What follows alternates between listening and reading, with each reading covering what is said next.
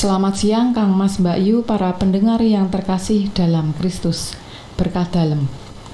Kita berjumpa kembali bersama saya Agustina Sari Yulianti. Pada minggu ini 19 April 2026 kita merayakan Minggu Paskah ketiga. Dan renungan kali ini diambil dari Injil Lukas bab 24 ayat 13 sampai 35 dengan tema Yesus yang bangkit selalu menyertai perjalanan kita. Marilah kita persiapkan hati dan pikiran kita untuk mendengarkan sabda Tuhan. Dalam nama Bapa dan Putra dan Roh Kudus. Amin. Inilah Injil suci menurut Lukas. Pada hari Sabat sesudah Yesus dimakamkan, 2 orang dari murid-murid Yesus pergi ke sebuah kampung bernama Emmaus yang terletak kira-kira 7 mil jauhnya dari Yerusalem, dan mereka bercakap-cakap tentang segala sesuatu yang telah terjadi. Ketika mereka sedang bercakap-cakap dan bertukar pikiran, datanglah Yesus sendiri mendekati mereka, lalu berjalan bersama-sama dengan mereka. Tetapi ada sesuatu yang menghalangi mata mereka sehingga mereka tidak dapat mengenali Dia. Yesus berkata kepada mereka, "Apakah yang kamu percakapkan sementara kamu berjalan?"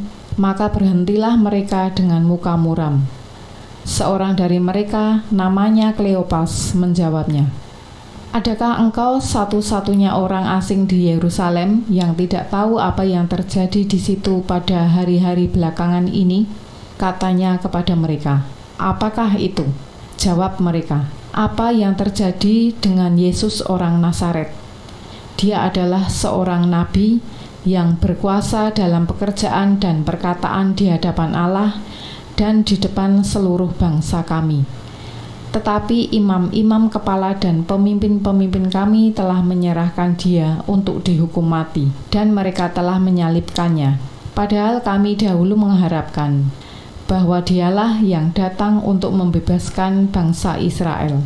Tetapi sementara itu, telah lewat 3 hari sejak semuanya itu terjadi, dan beberapa perempuan dari kalangan kami telah mengejutkan kami. Pagi-pagi buta mereka telah pergi ke kubur dan tidak menemukan mayatnya. Lalu mereka datang dengan berita bahwa telah kelihatan kepada mereka malaikat-malaikat yang mengatakan bahwa Yesus hidup.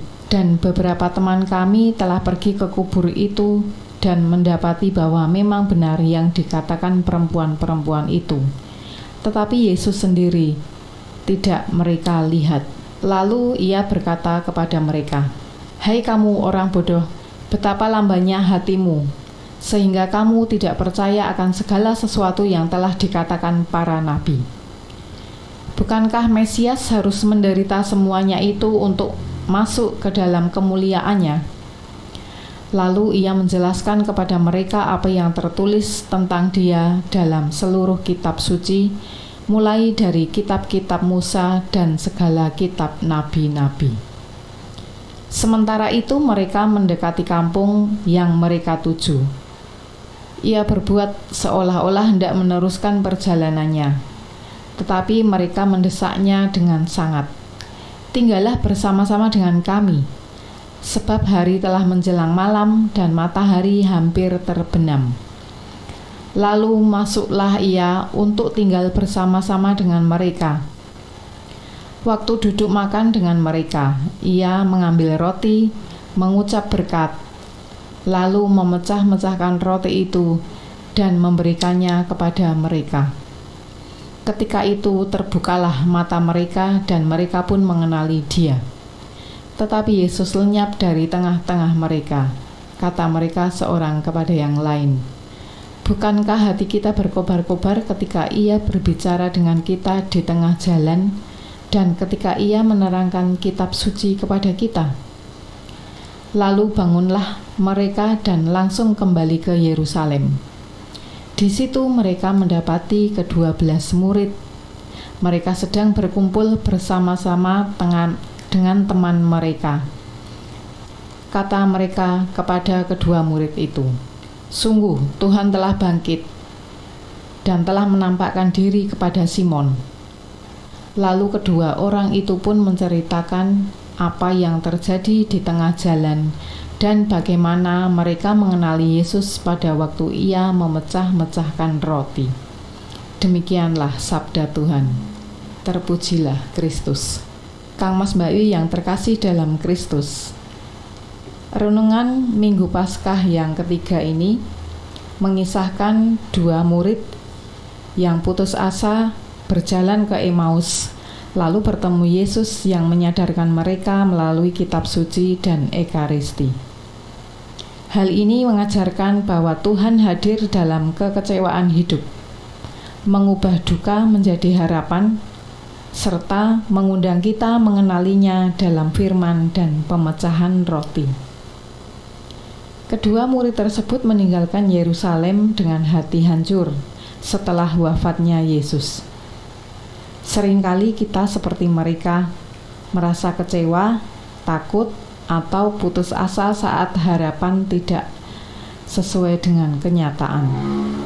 Namun Tuhan tetap datang berjalan bersama kita, menegaskan Ia hadir saat kita tidak menyadarinya. Ia mendengarkan setiap keluh kesah kita. Ia tidak pernah meninggalkan kita meskipun kita sering merasa sebaliknya. Yesus menegur para murid yang lamban hati. Mereka belum mengerti bahwa jalan Mesias memang harus melalui penderitaan, dan Yesus juga menjelaskan bahwa penderitaan Mesias telah dinubuatkan. Yesus juga menjelaskan isi kitab suci kepada mereka. Ia menolong mereka memahami bahwa penderitaan dan kematian yang dialaminya bukanlah akhir, melainkan bagian dari rencana keselamatan Allah. Hati mereka pun mulai berkobar-kobar. Akhirnya mereka mengenali Yesus saat Ia memecahkan roti. Dalam peristiwa itu, mata mereka terbuka. Mereka yang tadinya putus asa kini dipenuhi semangat baru. Mereka segera bangkit dan kembali ke Yerusalem untuk mewartakan kabar sukacita. Kang Mas Bayu yang terkasih, melalui kisah ini kita diingatkan bahwa dalam setiap kekecewaan dan keputusasaan, Tuhan tidak pernah meninggalkan kita. Ia hadir dalam perjalanan hidup kita, dalam sabdanya, dalam sesama, dan terutama dalam perayaan Ekaristi. Oleh karena itu, marilah kita belajar untuk membuka hati kita kepada Tuhan, setia mendengarkan sabdanya dan percaya bahwa Ia selalu menyertai setiap langkah hidup kita. Apakah kita sering merasa berjalan sendirian dalam beban hidup?